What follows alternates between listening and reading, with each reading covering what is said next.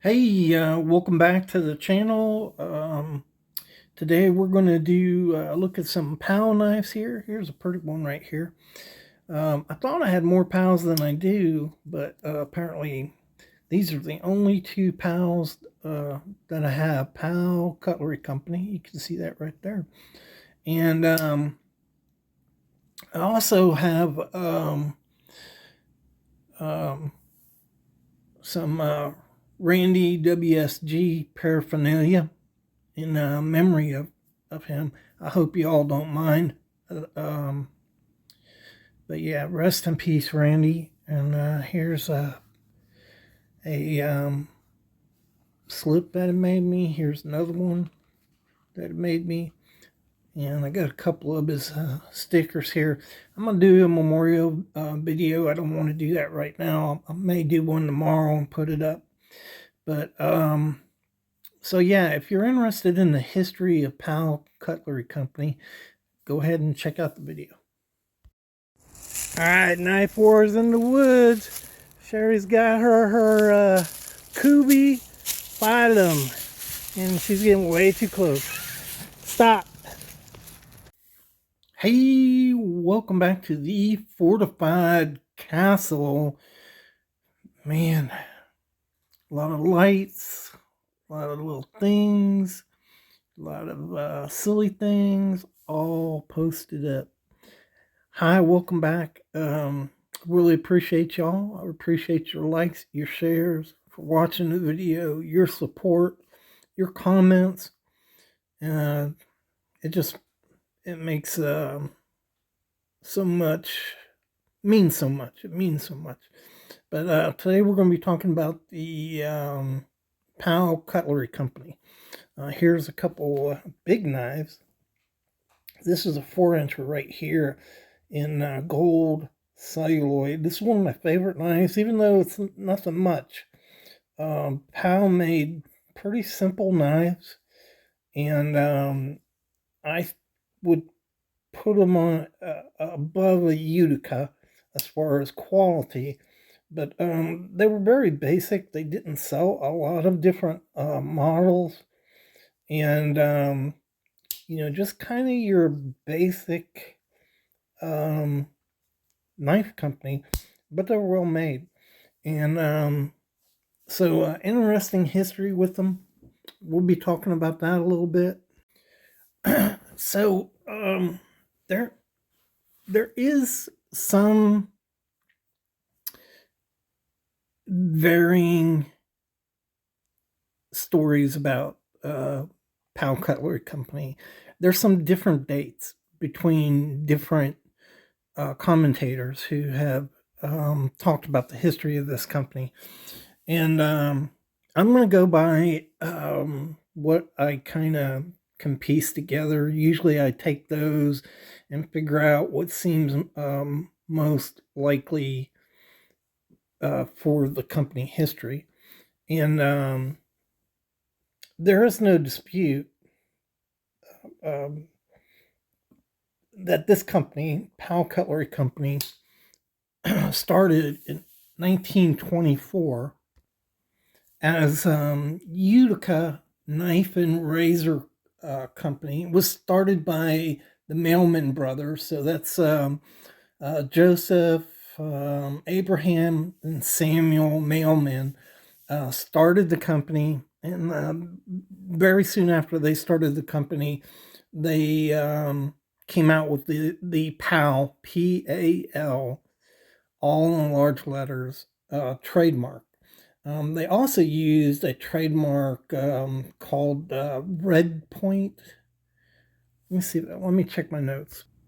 Okay, Real Red Point knives, and those are the two trademarks they started off with. But their knives in the early years were normally marked like this: Utica Knife and Razor Company, Utica, New York. That's the most common marking.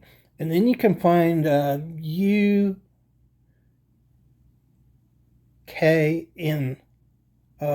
markings, abbreviated for like you would put it on a penknife.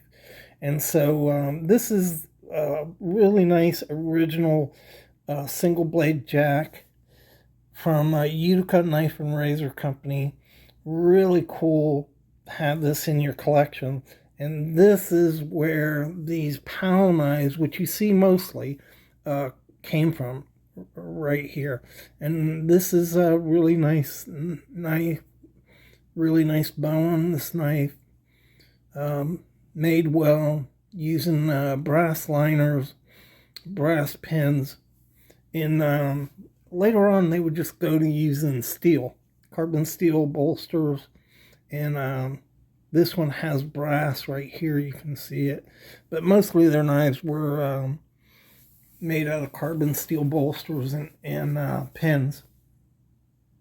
A lot of their early knives, you'll see Germany on them. They were important. Uh, um, this is one of the things that's kind of hard to figure out. Some sources say blade steel, some sources say knives. And so, at any rate, if you see the Utica Knife and Razor with the Germany stamp on it, um, either the blade or the whole knife was imported. And they stopped doing that around 1934, I believe. So they did it for about 10 years. Otto E. Kraus was an advertising and sales manager for Utica Knife and Razor. Okay, so a lot of histories will put Kraus in the middle of driving this union between two companies, when actually I think Kraus probably was working with the Mailman brothers all along. I'll explain that. So in 1934, Otto E. Kraus goes to Chicago, um, who had been working for, and I believe still worked for, the Mailman brothers. But he went out to Chicago and started the PAL, P-A-L in large letters, Blade Company. And he started that in Chicago, Illinois. And mainly he was producing safety knives, or razors. But also there were some pocket knives made too. And this is where the histories get messed up. Some histories will put this event in 1935. Some put it in 1939.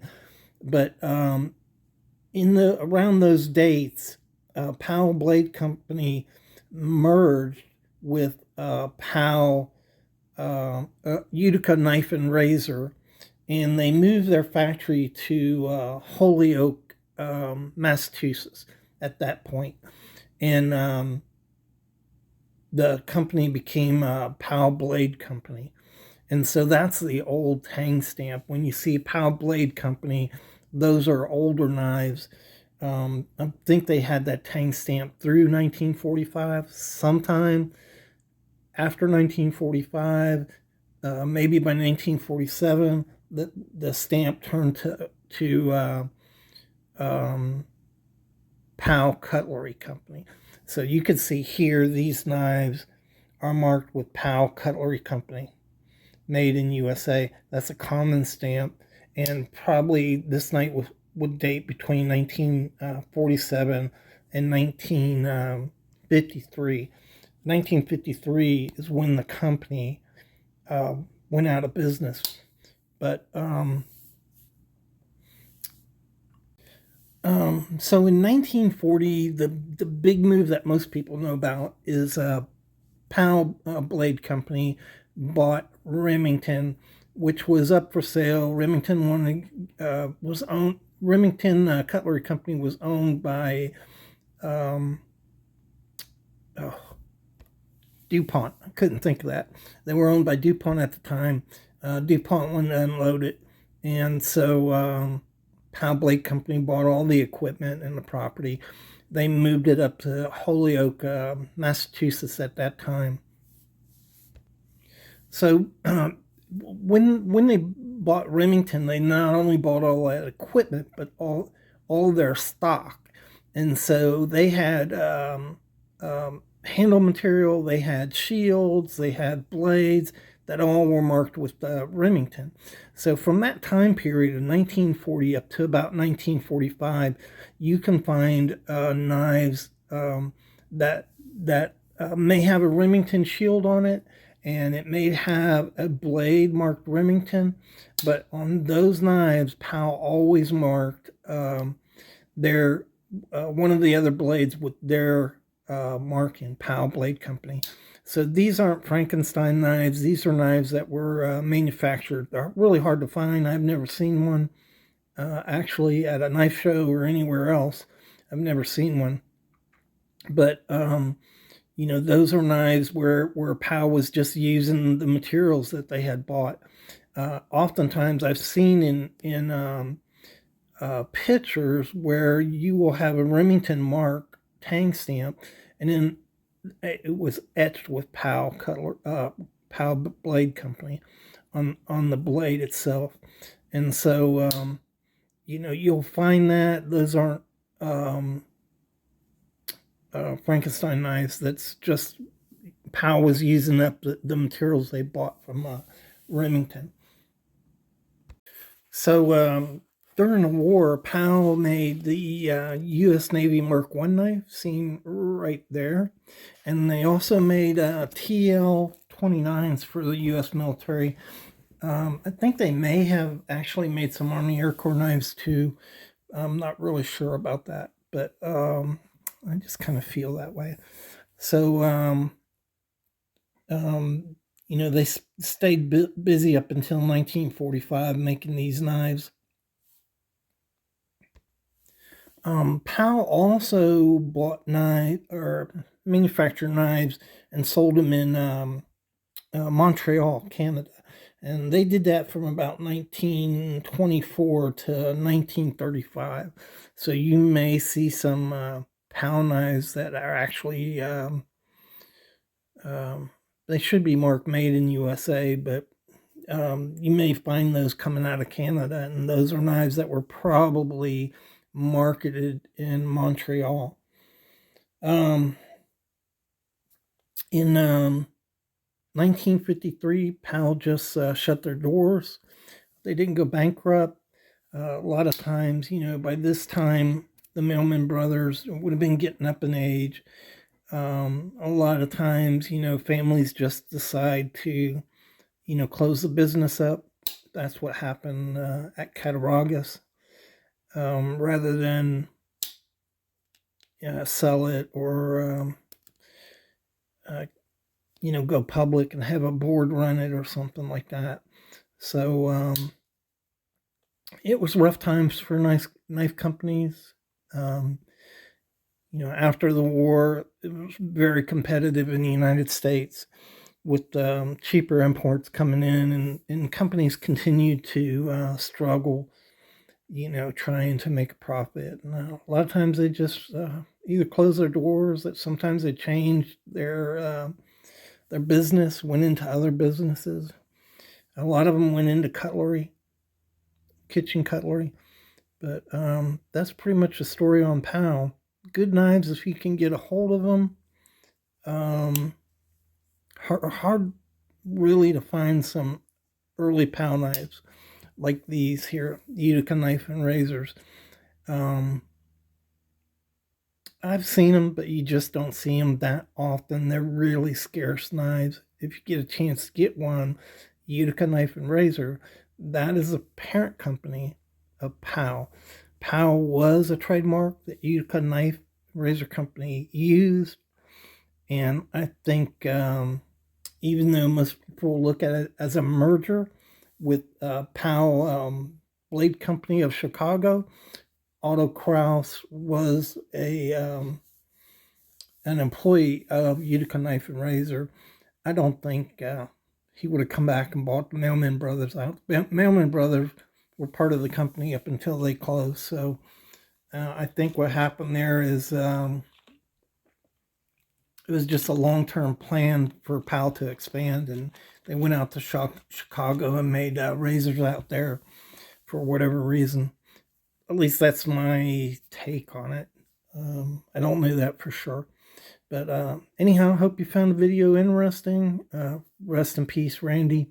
I'm going to do kind of memorial video for him and talk a little bit about the time times we had together. So we'll probably get that out tomorrow. Thanks again. Merry Christmas. Happy Hanukkah. And Happy New Year.